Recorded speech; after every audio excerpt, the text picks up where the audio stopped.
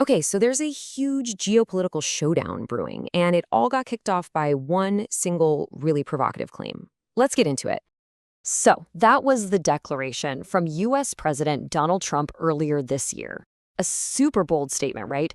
Aimed squarely at a group of nations that have been, steadily building an alternative to the Western-led global order. But here's the thing. A statement is one thing. A threat? That's something else entirely. And there it is. The economic muscle to back up the words. The message couldn't be clearer. Play by our rules, respect the dollar's dominance, or get ready for some serious economic pain. So the big question is, did it actually work? All right, so let's do a little reality check here. Is BRICS really dead on arrival, or is something completely different happening on the ground? First up, let's talk about people. The expanded BRICS bloc, with all its new members and partners, now represents more than half of the entire human race, 56% of the world's population. You can't exactly call that a fringe group. And what about economic muscle? Well, if you use a measure called purchasing power parity, which is just a fancy way of comparing economies based on what their money can actually buy at home, this bloc accounts for 44% of the global economy. That is a massive slice of the pie, and it's getting bigger. And the bloc's response? It was fast. Far from falling apart, BRICS leaders all got together in Rio for a huge summit. This wasn't a funeral, not at all. It was a show of force, a show of unity, and a sign of their expansion. And just look at the scale of this alliance now. It's staggering. We're not just talking about the original 5 countries anymore. Now there are 10 full members and 10 new partner nations. BRICS is really morphing into a major global platform, especially for countries in the global south. So, you're facing this massive threat of tariffs. What do? Well, the bloc's main strategic response wasn't just to issue angry statements. They hit the accelerator on a plan that strikes right at the core of U.S. economic power.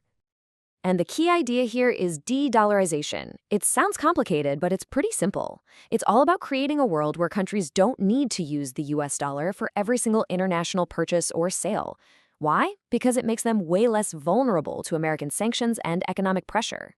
And they've got a 3-step playbook for this. Step 1, start trading with each other using your own money. Rupees, yuan, reals.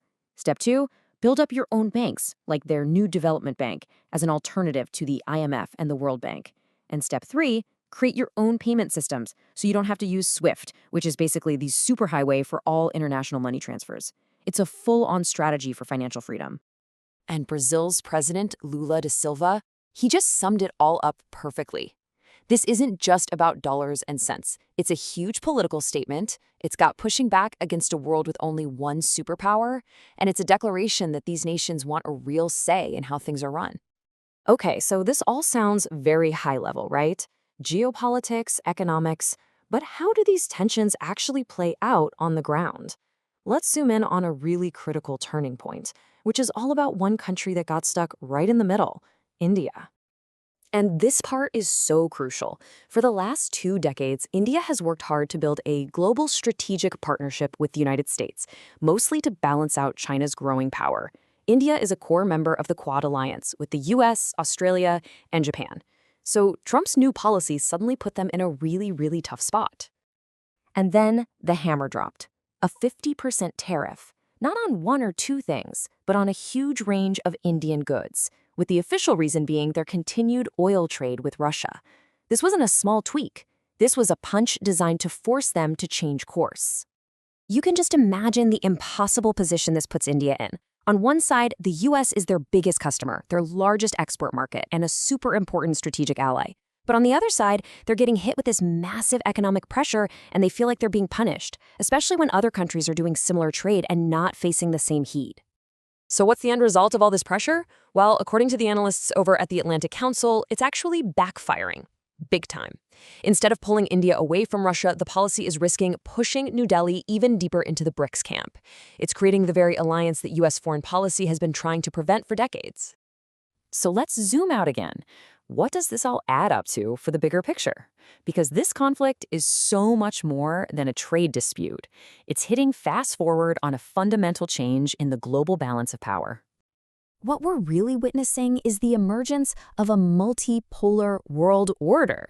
Now, that's a fancy term, but the idea is simple. We're moving away from a system run mostly by the United States and toward one where you have multiple centers of power, like BRICS, the EU, and others, all acting as their own independent poles of influence. And here's the bottom line. This tariff war is acting like a catalyst. It's pushing the BRICS nations to trade more with each other. That old idea of a Russia-India-China strategic triangle, it's suddenly being talked about seriously again. And it's not just them. Even some traditional U.S. allies are starting to look around, hedging their bets against American unpredictability. And this whole idea isn't coming out of nowhere. It has deep historical roots. As Malaysia's prime minister pointed out, it's a lot like the Bandung Conference back in 1955.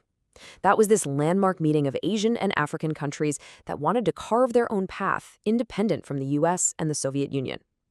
Many people see BRICS today as the modern heir to that independent spirit. So all of this leaves us with a massive, looming question about our future. It really seems like the unipolar moment after the Cold War is over. But as we head into this new multipolar era, what's next?